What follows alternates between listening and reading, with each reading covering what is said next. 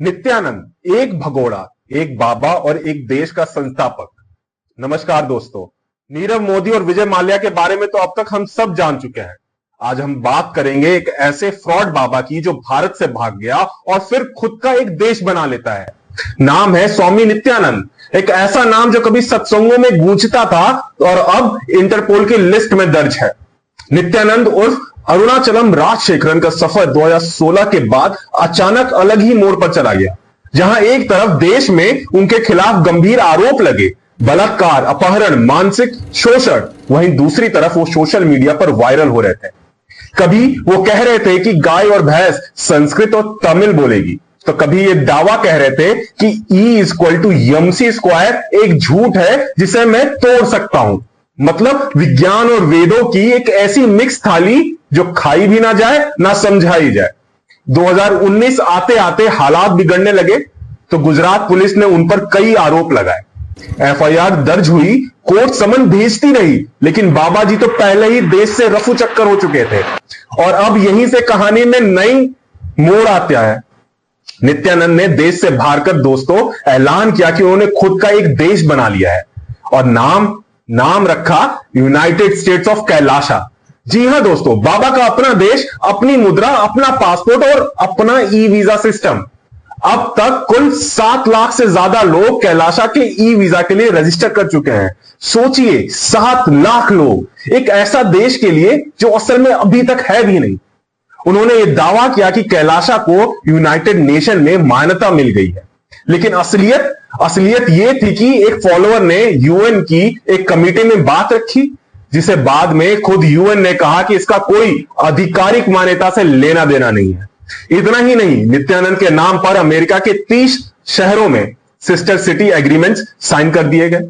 बाद में सभी को पता चला कि ये समझौते भी धोखे में साइन हुए थे। किसी को यह नहीं पता था कि कैलाशा नाम का कोई देश असल में है ही नहीं। अब बात करते हैं उनके ताजा कारनामों की।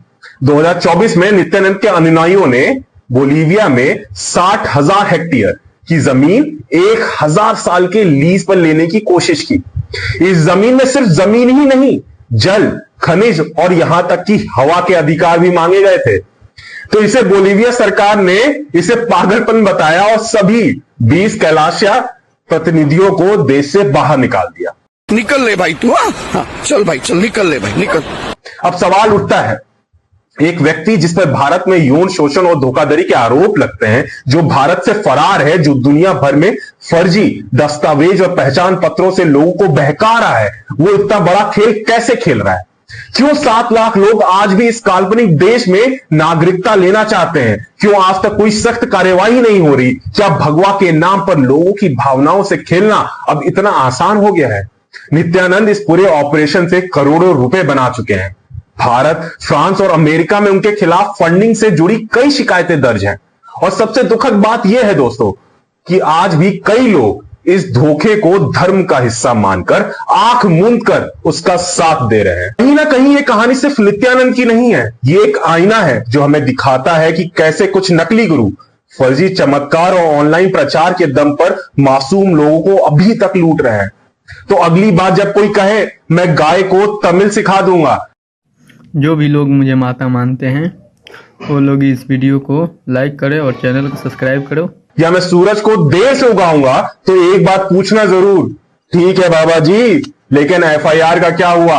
अगर आपको यह वीडियो इंफॉर्मेटिव और आई ओपनिंग लगी हो तो इसे जरूर शेयर करें ताकि और लोग भी इस माया नगरी से सतर्क रहे, क्योंकि जब धोखा भगवा पहन ले तो और ज्यादा जिम्मेदारी हमारी हो जाती है।